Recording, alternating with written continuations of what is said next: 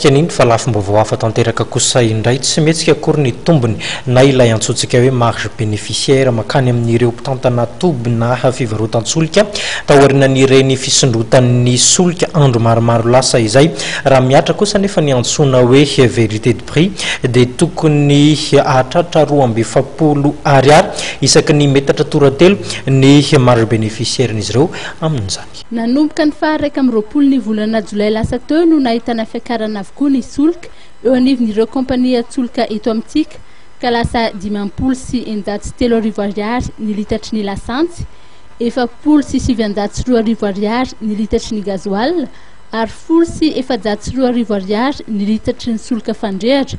Izany hoe nahitana fiakarana 70 ariary, 20 ariary ary 510 ariary avy.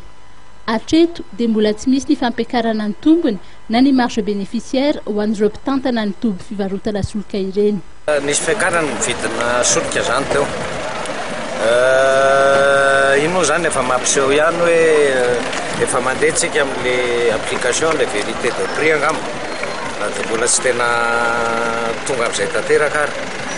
Na izany tsara ihany manamarika ho anay gérant na station reny tsy hoe niakatra ny vidy solika dia niakatra koa ny marge zay fa tena mbola hatramin'izao aloha mbola mba miady zay ny hipetrahany farafaratsiny ny structure ny prix napetraka ny fanjakana ao anatin'ny structure de prix manko dia milaza hoe tokony eo amin'ny $20 par mètre cube eo, zany hoe eo amin'ny 270 ariary eo isaky mètre cube zany no tokony marge zay gérant. Tsy midika akory hoe azonay zay fa mbola latsaky zay mihitsy ny marge. Nisy ny efa fampiresahana zany tamin'ireo compagnie tsirairay avy ny gérant tsirairay avy ny gérant mitambatra ao anatin'ny fikambanana efa mba misy ezaka ataon'ireo compagnie. Zany akory tsy midika hoe tena fa azo ny zavatra tokony eritreretina dia ametrak'izay hoe aloha angamba mba efa mba miakatra ihany le prix mba tokony ampiarina le au moins zany le 42 ariary 270 ariary isaky ny letatra tokony atao an'le gérant na station reny.